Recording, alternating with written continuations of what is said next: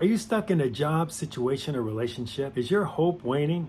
Well, in this video, we're going to give you a process for restoring that hope. I'm going to go through 4 steps that you can take if you are in any of those life situations. First step is remember who created you. How were you created? Think about that. If hope is waning because you're in one of life's circumstances, number one, you've been through these things before in your life. I'm sure this isn't the first circumstance you've had to navigate. Remember, you were created for a reason, a specific reason, and you were created for love and abundance. I believe that. You were created for a reason. Remember who you were created by and why you were created. That should give you hope right there. And if you're like me, and again, you don't have to be a God person, but try it on for size if you're not. God doesn't start anything and not finish it. It's always a good work that He's going to finish and complete.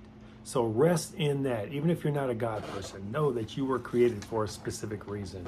And God doesn't make mistakes. Number 2, God has no grandchildren. So guess what? You're a child of God, even if you don't know it.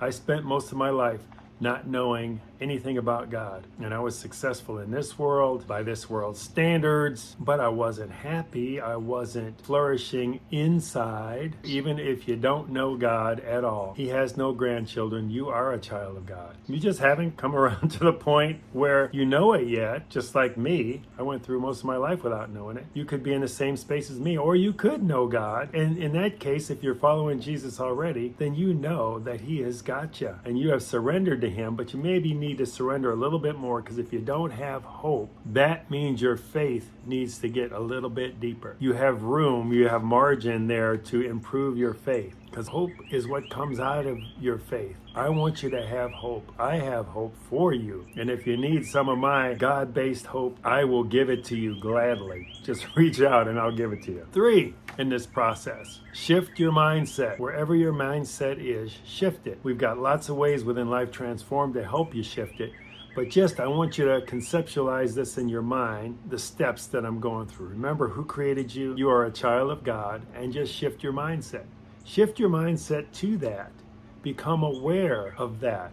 That, wait a minute, I was created in love. I was created to do amazing, unique things in this world. I was created to share my gifts in a way that is going to magnify in this world. It's all about each of us contributing those gifts in a loving way. That's what Jesus taught. Step number 4, access the Holy Spirit. Those of you who follow Jesus, you know when He ascended back to heaven, after coming back, He sent us the Holy Spirit. It's God within us. If you don't know God, you may call this your intuition. It's that inner voice that you kind of know when you're on the right path or not, or when you're doing something that's good or isn't. That's what you need to follow, is what I call the Holy Spirit. If you're involved in a community like ours, we can share with you how to access that Holy Spirit in a way that we've learned to do it. And there's so much power in community. So I'm going to tell you a little story about hope when hope is waning.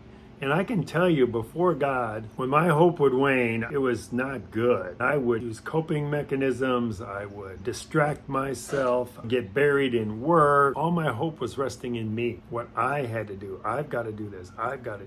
And you know what? Over the course of years, over 50 years in my life, the weight of I have to do. Just imagine all these I's piling up on my back.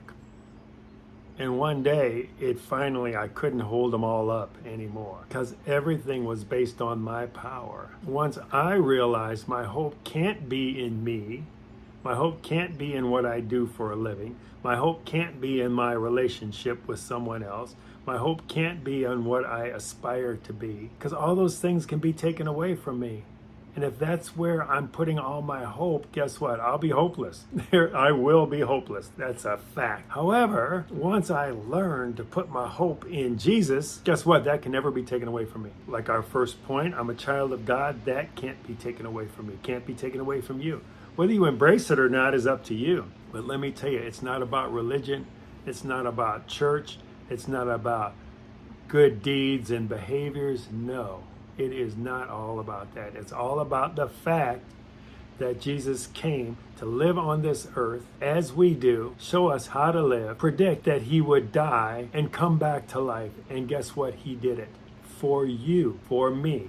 That's why he did it. And if you don't embrace that and start living into that, you're missing out on a beautiful gift.